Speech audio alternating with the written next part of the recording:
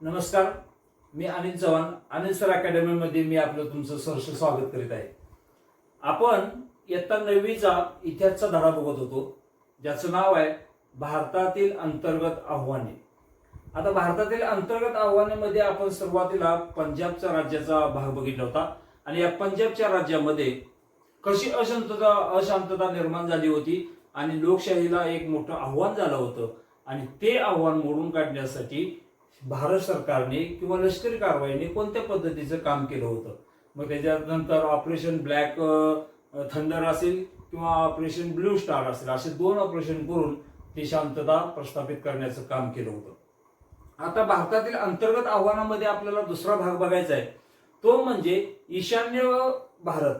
ईशान्य भारत म्हटले की 8 राज्य आपल्या डोळ्यासमोर येतात. कोणती 8 राज्य? तर त्याच्या सुरुवातीला आहे आसाम, अरुणाचल प्रदेश, मणिपूर, मेघालय, मिझोरम, नागालँड, सिक्कीम आणि त्रिपुरा. असे 8 राज्य आहेत. हे 8 राज्य म्हणजे ईशान्य भारत होय.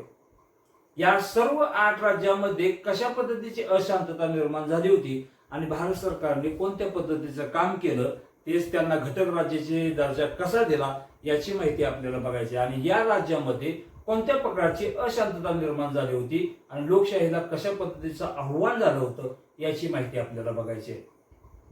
या सर्व राज्यांना कमी अधिक प्रमाणात का होईना पण आंतरराष्ट्रीय सरहद्द लाभलेली आहे. मग या प्रांतामध्ये असणारे अनेक लोक आहेत, त्याच्यामध्ये वंश वेगवेगळे आहेत, भाषा वेगवेगळ्या आहेत, संस्कृती वेगवेगळ्या आहे, विविधता वेगवेगळी आहे. भारत देशामध्ये एकूणच सर्व राज्यांमध्ये अनेक प्रकारचे, अनेक जातीचे, अनेक पंथाचे, अनेक धर्माचे लोक एकत्र नांदतात. पण त्यांची संस्कृती चांगली आहे म्हणून भारत हा टिकून होता. या लोकांना जे अनेक जातीचे, धर्माचे पंथ ह्या आसाम, मणिपूर किंवा अरुणाचल प्रदेश, मेघालय, मिझोरम, नागालँड किंवा सिक्कीम, त्रिपुरा या सर्व राज्यामध्ये अनेक जाती धर्माचे पंथाचे लोक होते, सांस्कृतिक विविधता होती. या सर्व लोकांना भारताच्या मुख्य प्रवाहात आणण्यासाठी पंडित नेहरू यांनी, त्यावेळेचे पंतप्रधान पंडित नेहरू होते, त्यावेळेला 1954 मध्ये नेफा भाग हा निर्माण केला. आता नेफा म्हणजे काय? तर नॉर्थ ईस्ट फ्रंटियर एजन्सी अर्थात पूर्वाचल असं त्याचं नाव होतं. नेफा म्हणजे नॉर्थ ईस्ट फ्रंटियर एजन्सी अर्थात पूर्वाचल. यामध्ये भारत आणि चीन सीमावरील असलेले प्रदेश, भारत आणि चीन या सीमावरती असलेले प्रदेश असतील, आसामच्या उत्तरेकडील प्रदेश, यामध्ये शेकडो जमातीचा विकास, त्यांची संस्कृती हे जपण्याचं काम करण्याचं काम हे पंडित नेहरू यांनी केलं होतं. आणि त्यांच्यासाठी संविधानाच्या 6व्या अनुसूचीमध्ये त्यांनी विशिष्ट अशी तरतूद करण्यात आली होती. आणि या तरतुदीमुळे 1971 मध्ये ईशान्य परिषद कायदा करण्यात आला. या ईशान्य परिषद कायद्यामध्ये आर्थिक व सामाजिक क्षेत्रातील समान हिताच्या बाबी, आंतरराज्य वाहतूक, वीज, पूर नियंत्रण या संबंधीचा सल्ला या परिषदेने दिला. बघा, मिझोरमचा या ईशान्येकडील भागामध्ये जेवढे काही राज्य आहेत, या राज्यांचा विकास करण्याचं काम पंडित नेहरू यांनी केले. आणि संविधानाच्या 6व्या अनुसूचीमध्ये याच्यासाठी वेगळी अशी तरतूद करण्यात आली. 1971 मध्ये ईशान्य परिषद कायदा करण्यात आला. 1971 मध्ये ईशान्य परिषद कायदा करण्यात आला. यामध्ये आर्थिक सामाजिक क्षेत्रातील समान हिताच्या बाबी, आंतरराज्य वाहतूक, वीज आणि पूर नियंत्रण या संबंधीची या परिषदेने काय केले? सरकारला विशेष असे सल्ले दिले. अशा पद्धतीने ईशान्य भारतामधील असलेल्या सर्व राज्यांचा विकास करण्याचं काम या पंडित नेहरू, त्यावेळेचे पंतप्रधान होते, यांनी त्याचा पुढाकार घेतला. आता सर्वात अगोदर आपल्याला बघायचं आहे मिझोरम या राज्याची गोष्ट बघायची, किंवा गोष्ट म्हणण्यापेक्षा मिझोरम राष्ट्र हे घटक राज्य म्हणून कसं घोषित करण्यात आलं आणि त्याच्या अगोदर कोणती आव्हाने भारतापुढे होती याचा आपल्याला विचार करायचा आहे. ईशान्य भारतातील जे मिझोरम आहे हे ईशान्य भारतातील जनमतांचे प्राचीन जनजमाती आहेत. मिझोरम मधील ईशान्य भारतातील जेवढे जनजमाती आहेत, या जनजमातींना एक प्राचीन इतिहास आहे. भारत स्वतंत्र झाल्यावर मिझो बहुल लुगाई, नावे लक्षात ठेवा, भारत स्वतंत्र झाल्यावर मिझो बहुल लुगाई टेकड्यांच्या भागातील लोकांना अधिक स्वायत्तता दिली. त्या राष्ट्राचा विकास होण्यासाठी बघा गोष्ट कुठून कशी कटू जाऊ शकते. पंडित नेहरू यांनी मिझोराम राष्ट्र हे अस्तित्वात येण्यासाठी किंवा तिथे शांतता प्रस्थापित होण्यासाठी त्या टेकड्या ज्या आहेत, कोणती टेकड्या, लुगाई टेकड्या, त्या लुगाई टेकडीमध्ये मिझो बहुल नावाची जमात राहत होती. या लोकांना काय केलं, भारत सरकारने अधिक स्वायत्तता दिली, म्हणजे अधिक स्वातंत्र्य दिलं. सरकारने 1954 मध्ये भाषावार प्रांत रचना आयोग नेमल्यावर तेथील जनतेच्या अजूनच अपेक्षा वाढल्या. मिझोच्या नेत्यांनी स्वायत्त मिझो प्रांताची मागणी केली. बघा अगोदर स्वायत्त दिलं, स्वायत्त दिल्यावर त्या लोकांना असं वाटलं की मिझो प्रांताला आम्हाला अजून स्वायत्त पाहिजे आणि मिझो प्रांत म्हणून स्वतंत्र आम्हाला प्रांत पाहिजे अशी त्यांनी मागणी केली.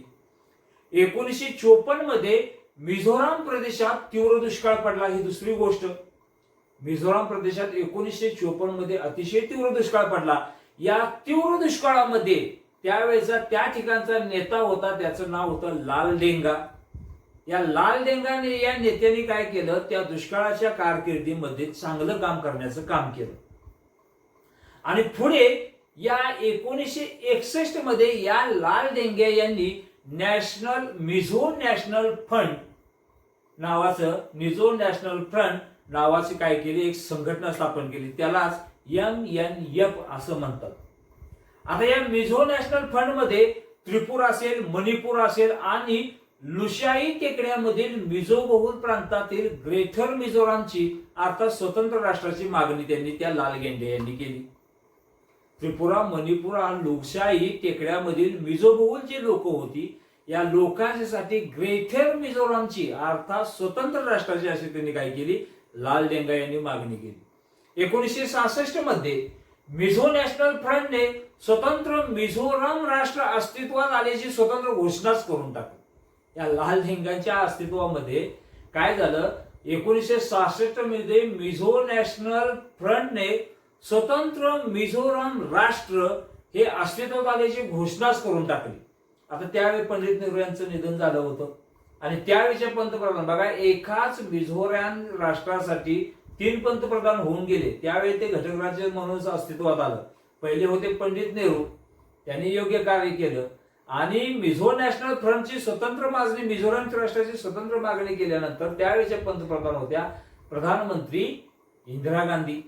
यांनी तिथली परिस्थिती कठोरपणे हाताळून ते बंड मात्र मोडून काढलं आणि पुढे मोडून काढल्यानंतर 1972 मध्ये शांतता प्रस्थापित झाल्यानंतर मिझो बहुल भागाला केंद्रशासित प्रदेश म्हणून काय केली, दर्जा देण्यात आला. इंदिरा गांधी यांनी हे स्वतंत्र मिझोराम राष्ट्र अस्तित्वात मागणी केली होती, ती बंड त्यांनी काय केलं, कठोरपणे मोडून काढलं आणि 1972 मध्ये शांतता प्रस्थापित झाल्यानंतर मिझो बहुल भागाला केंद्रशासित प्रदेशाचा काय केले, त्यांनी दर्जा दिला. आता त्याच्यानंतर इंदिरा गांधींची पण हत्या झाली. 1985 मध्ये ज्या वेळेला प्रधानमंत्री राजीव गांधी झाले त्यावेळी त्यांनी शासन आणि फ्रंट यांच्यात तडजोड करून मिझोरामला घटक राज्य म्हणून काय केलं, दर्जा दिला. प्रधानमंत्री राजीव गांधी यांनी 1985 ला शासन आणि फ्रंट यांच्यात तडजोड करून मिझोरामला घटक राज्याची काय केली, दर्जा देण्यात आली आणि त्यावेळेस त्या ठिकाणचा असणारा जो नेता होता लाल डेंगा यांना मिझोरामचा स्वतंत्र मिझोरामचा मुख्यमंत्री म्हणून घोषित करण्यात आलं. आपण बघतोय मिझोराम राष्ट्रात अनेक जाती जमाती आहेत, त्यांना प्राचीन इतिहास आहे. मी पुन्हा त्याचे रिव्हिजन करतोय.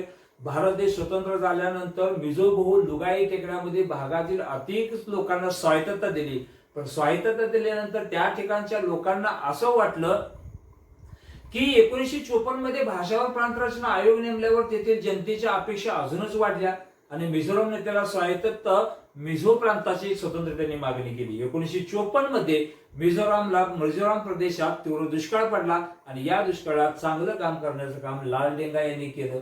पुढे लाल डेंगा यांनी 1961 मध्ये मिझो नॅशनल फ्रंट म्हणजे MNF नावाची संघटना स्थापन केली. त्रिपुरा असेल, मणिपूर असेल आणि लुशाई टेकड्यामधील मिझो बहुल प्रांतातील जेवढे लोक आहेत त्यांनी ग्रेटर मिझोरामची स्वतंत्र अर्थात एक स्वतंत्र राष्ट्राची त्यांनी काय केली, मागणी केली. मार्च 1966 मध्ये येथील नॅशनल फ्रंटने स्वतंत्र मिझोराम राष्ट्राचे अस्तित्व असल्याची घोषणाच करून टाकली. आणि त्यावेळेला प्रधानमंत्री इंदिरा गांधी होते यांनी ती परिस्थिती कठोरपणे हाताळून ते बंड मोडून काढले. आणि मोडून काढल्यानंतर 1972 मध्ये शांतता प्रस्थापित झाल्यानंतर मिझो बहुल राष्ट्राला एक केंद्रशासित प्रदेश म्हणून काय केलं, दर्जा देण्यात आला. पुढे 1985 मध्ये ज्यावेळी राजीव गांधी पंतप्रधान झाले, यांनी शासन आणि फ्रंट यांच्यात तडजोड करून मिझोरामला स्वतंत्र घटक राज्य म्हणून काय केलं, स्थापन केली किंवा तिला दर्जा देण्यात आला. आणि त्यावेळेचे चांगलं काम करणारे जे लाल डेंगा हे नेते होते मिझोरामचे, या लाल डेंगा यांना स्वतंत्र मिझोरामचे एक काय केलं, मुख्यमंत्री बनवण्यात आलं. इथेपर्यंत आपण हा भाग बघितलाय. अतिशय छान आणि छोटासा व्हिडिओ आहे, परंतु तुम्हाला हा व्हिडिओ कसा वाटला ते सांगा, लाईक करा, शेअर करा आणि सबस्क्राईब करायला विसरू नका, कारण हा चॅनल आपल्यासाठी आहे. धन्यवाद.